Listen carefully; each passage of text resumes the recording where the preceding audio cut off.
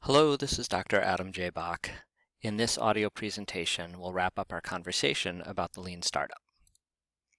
We've already talked about assumptions and hypotheses, and we're going to finish up our conversation about experimentation by talking about A/B testing, and then we'll cover the minimum viable product.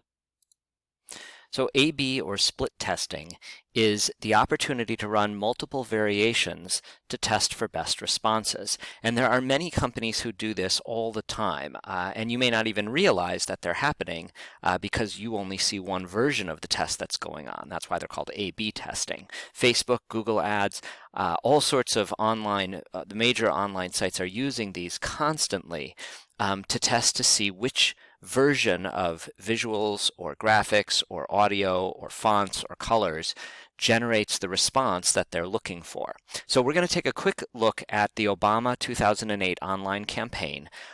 This is not a political statement. We are not talking about which presidents we do or don't like or political parties or anything like that. We're simply looking at this question of the efficacy of experimentation.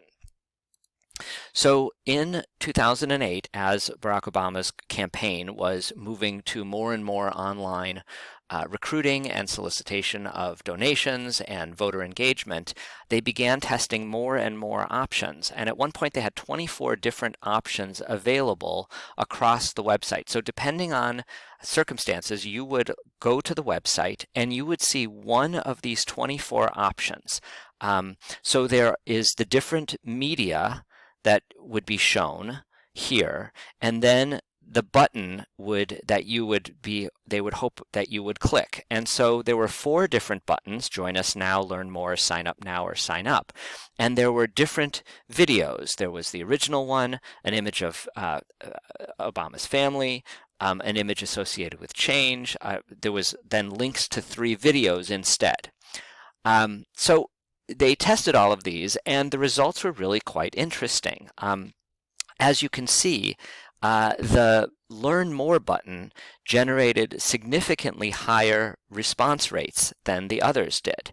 And the family image in the media was the most effective at encouraging people to then click to learn more one way or the other. So these kinds of what seem relatively minor changes actually can have a very significant impact on people's behavior. And in fact, the Obama campaign estimated that those minor changes generated something like $60 million in additional donations. Your goal from these kinds of experiments is to confirm or reject assumptions about how your customers behave. Sometimes you can use them to refine your target customer segment by recognizing that certain types of customers or certain people with certain characteristics are likely to behave in certain ways. In many cases, this requires you to pivot. Now, in the case of the Obama campaign example, it was mostly about making sure that about trying to maximize the enthusiasm and engagement of potential voters, and of course to solicit donations. But sometimes your experiments are designed to help you figure out whether you should keep doing what you're doing or whether you need to change something about your business model or your product. Obviously, you're trying to get feedback that can be good or bad. And then also you are using this to generate responses because you may be asking people for referrals. That is, help us find someone else that you think might benefit from this. And I'm sure you've seen this on many of the websites you go to where you're offered subscriptions or free services or products if you email a friend and encourage them to sign up for a service as well.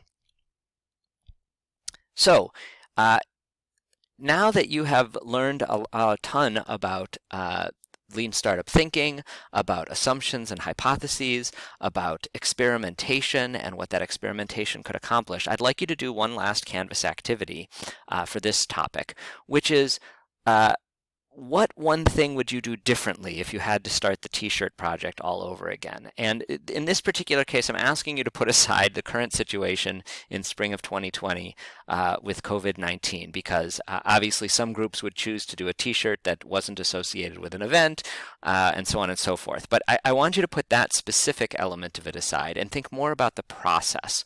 What would you do differently? Would you do something differently associated with how you would think about designs or when you would begin talking to customers, please go to the Canvas activity if you're not there already and enter this in as well. I'll pause for a moment and then we'll move on.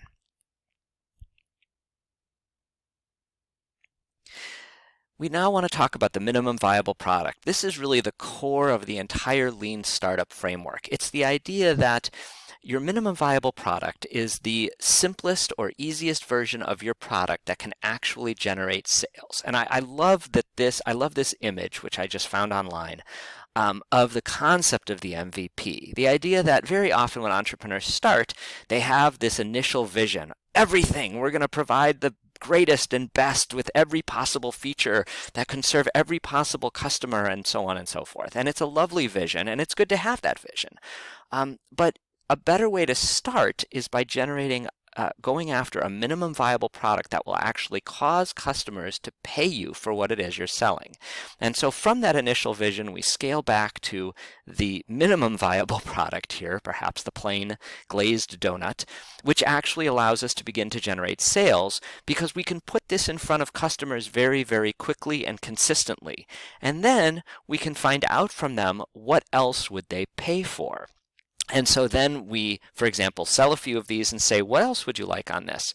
And as customers begin providing that kind of feedback, we can then move to the next one, iteration, then version 2.0, which looks more like our initial vision, but definitively targets the things that customers want. So we might have had this vision of 9 different beautifully colored and flavored donuts that we wanted to sell, but it turns out that the one that more people will buy than any other is chocolate frosting with sprinkles. And that's really important because the more products and services you have, the more expensive it is to provide them all. It's much easier and simpler to offer 1 or 2 offerings than 9. And so it's quite possible that with our MVP and our version 2.0, we can capture 90 or 95% or even more of the actual target market that we would have also gotten with our initial vision, but we'll be doing it much more efficiently and probably with a much higher profit margin. So we want to just briefly mention this distinction between MVP and MVBP. MVP is the standard phrase. That's the one you're always going to see. It's the basis of the Lean Startup framework. Wherever you go, you'll run into this phrase, I would imagine. It basically identifies the features that allow the product to be deployed and no more. Your focus is on a subset of possible customers, especially early adopters who may be forgiving, and they have sufficient features to satisfy early adopters and enable purchases. And I've put the link to the Lean Startup here because I think that this is a useful resource that you might want to take a look at. There's a lot of great information there.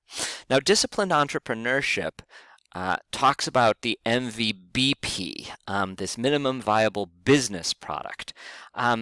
And the argument here is that this is where the customer is getting value out of the use of the product and is willing to pay for the product, and such that you can create a feedback loop to where the customer can help you iterate towards an increasingly better product.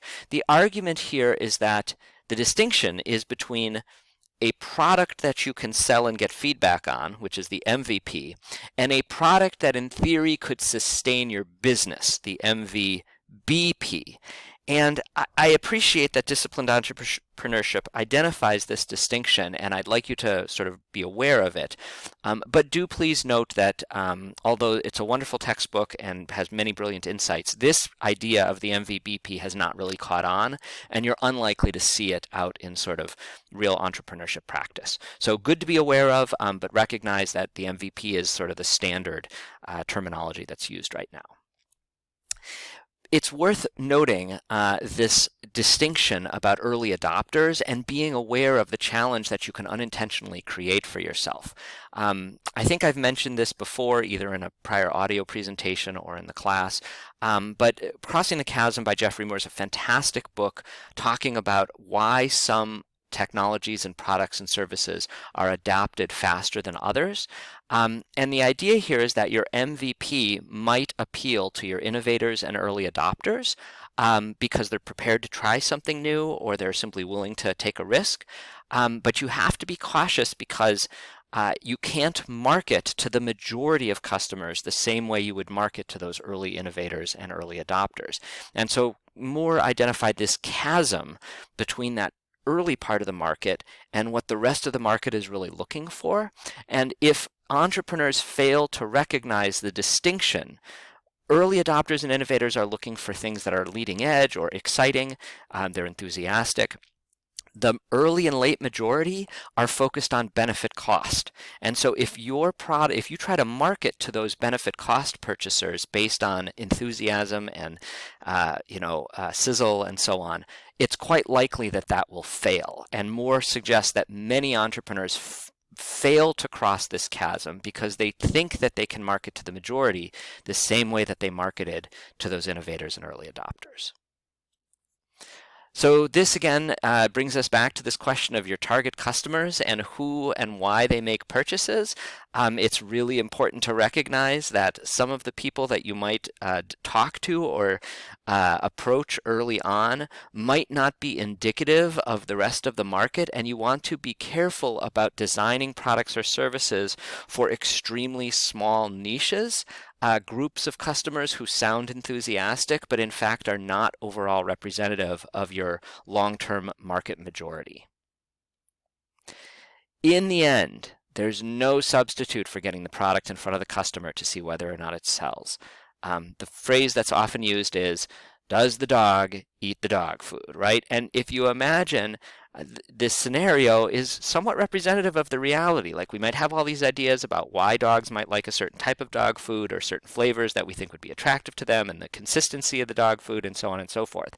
But all the research in the brains and brainstorming in the world is not going to force a customer to do what you want. Ultimately, they're going to do what they want.